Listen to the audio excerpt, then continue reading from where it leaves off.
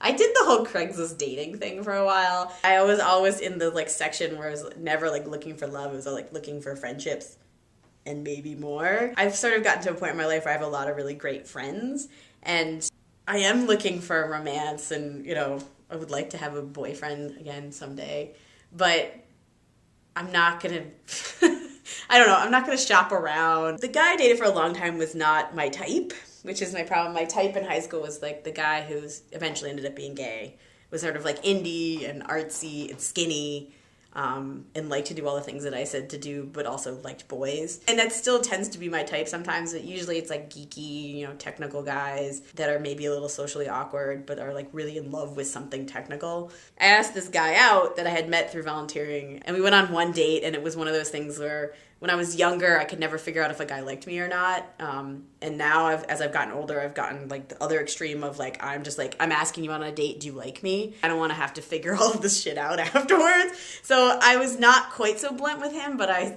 asked him out and I pursued him and friended him on Facebook and was like, let's go on a show. You said, sort of half-heartedly when we met and seemed to hit it off, like, oh, let's do that. And at the end of what I consider to be a date, I said, I would like to see you again, He never made any other plans. I talked to him a couple times after, and he sort of gave lame excuses, so I figured it was over. But I had this dream the other night that he, somewhere out of nowhere, like, Facebook messaged me, like, hey, I lost your whatever, and, like, I, was thinking about you, and we should go out again. And, like, I woke up in the morning, and, like, 6 hours later was like, I should message Jeff back.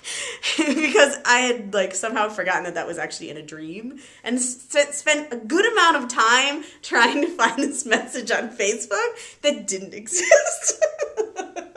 It was totally like in my dream, this guy had to email me back. So I guess my ideal guy would be the guy that actually asks me out and like actually messages me on Facebook and not just in my dreams.